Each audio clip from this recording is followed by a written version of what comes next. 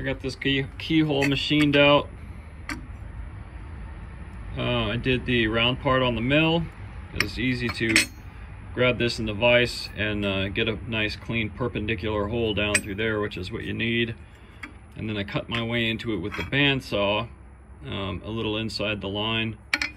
And then I take, this is a Broadbeck grinder, but I built a little platen. This is the radius attachment, so it doesn't have as deep of a throat as the overall platen attachment, which makes it more convenient to build this. This is out of some 3x3x1/4 angle iron, and it's a small platen that bolts up to holes I drilled and tapped here, and then I've milled it out to be only about an 1/8 inch thick here, so that I can get all the way down inside keyhole grind ups with a nice square platen. Quick look at my setup here. So to drill this hole, that's a blind hole at the bottom of the bolster cut that gets threaded for a fastener from the butt to come up through and just fail safe the handle block into the bolster. I clamp it vertically in this vise here. The vise has a flat bearing surface on the side that indexes off the drill press table.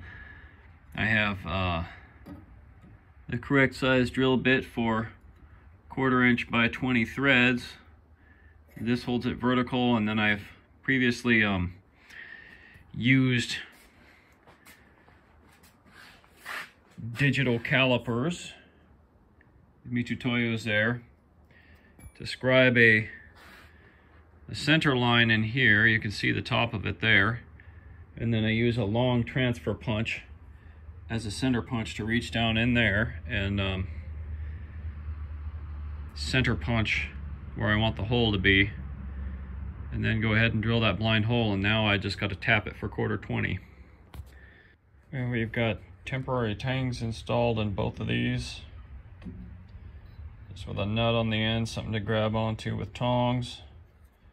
These are ready to go into the kiln for heat treat.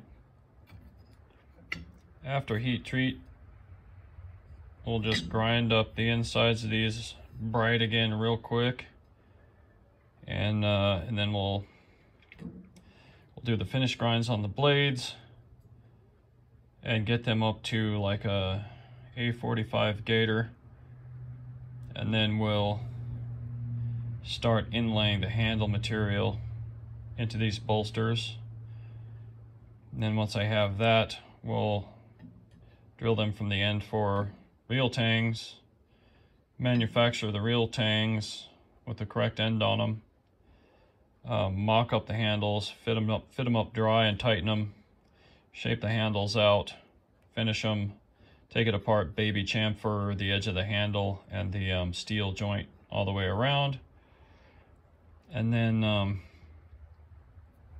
hand sand everything out.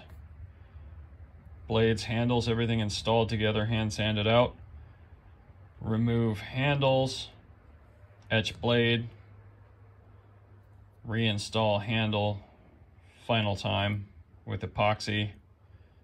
Let the epoxy cure, and then trim the nut on the end of the handle, and it'll be done. Over here in Grindy Land, this thing was hardened. I Rockwell tested it at 61 to 62. Had some little warps. They surface ground out. I surface grounded to 120. Then I went back to 36 and full flat ground it down to about 5 thou there. And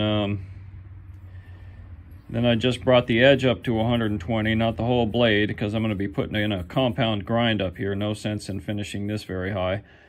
I'm going to go over just the kind of lower 1/4 of this blade with an A100 gator.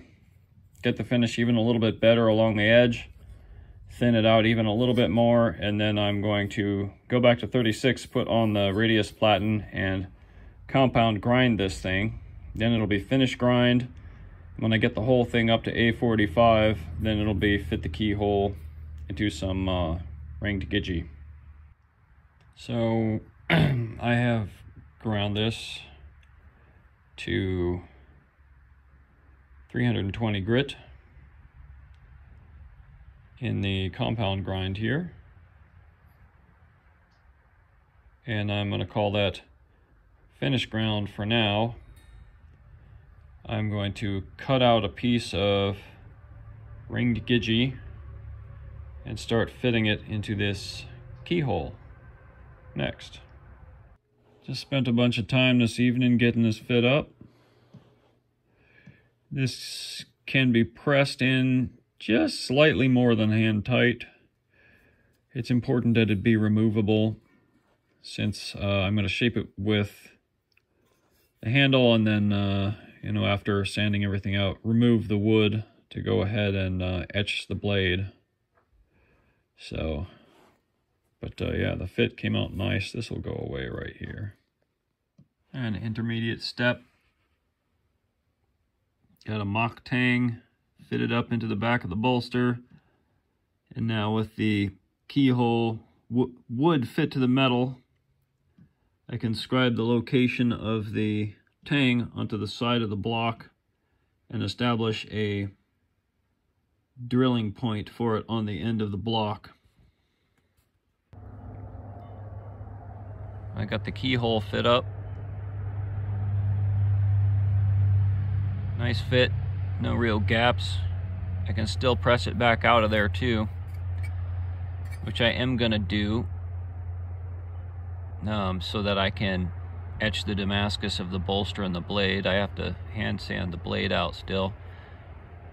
Some nice ringed gidgee and a wah handle type configuration. I made a long custom bolt here. The end is a brazed on piece of Spirograph Damascus, so when I trim that flush with the end of the tang, I should be able to etch a little pattern on it upon final glue up. Now I got to take this back apart, finish the blade, hand sand everything, put a little baby chamfer on the metal and on the wood, so it'll be akin to an heirloom fit, in that if the wood ever shrinks a little bit, it'll not only still be retained by the tang bolt that goes all the way to the bolster, but the metal of the bolster won't feel sharp. You won't notice a big difference or anything, because the corners of everything on the fit are slightly mellowed. So yeah, I like the way that keyhole actually looks with a wah handle. I don't know if I've seen a wah keyhole. I'm sure it's been done. Well, with the handle all shaped up, now I'm going to take this apart.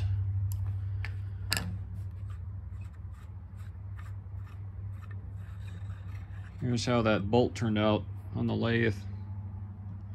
Single point threads. Mild steel shank, just under 1/4 inch, 5/16. Bolt head made of Spirograph, press fit and then brazed on.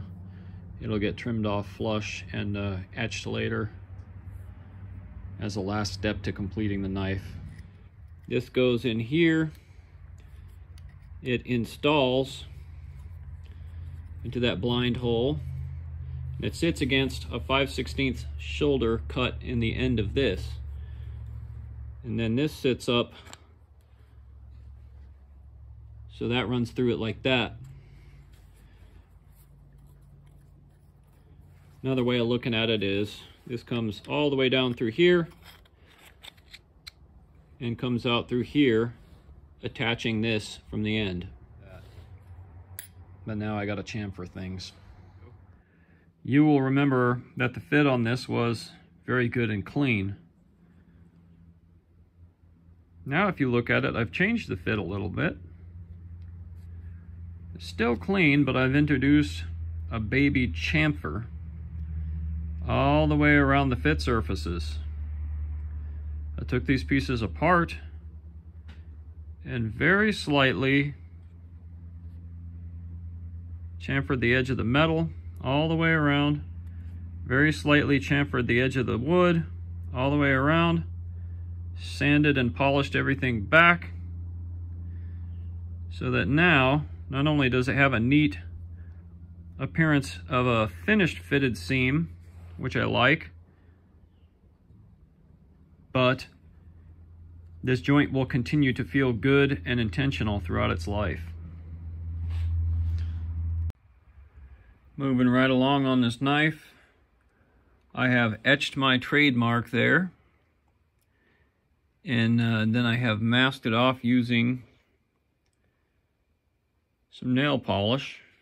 Now I'm going to let that cure, and then when it's ready, the blade is sanded up to 400 grit, and blade bolster, everything, both sides, ready to go. Ready to put in the ferric to etch the Damascus. Well, here's the finished knife. I got rushed. I had to leave for a road trip, and so I really had to devote all of my waking hours to this thing for a couple of days. And filming the details went right out the window. I got some stuff for you guys, but as far as fitting the handle and stuff, it just was a wash, I'm afraid. But yeah, let's have a look here. There's the keyhole weld for the end cap. Spirograph came out looking nice after being deeply compound ground. The other keyhole weld looking nice and clean. Keyhole handle. You can see the little wing pattern mosaic. Actually looks pretty good with that high def etch. And baby chamfer on everything, which approximates a museum fit. The steel won't feel sharp if the wood ever shrinks a little. Ring Gidgee came out nice. I got a coat of axe wax on everything, just to protect the steel and the wood.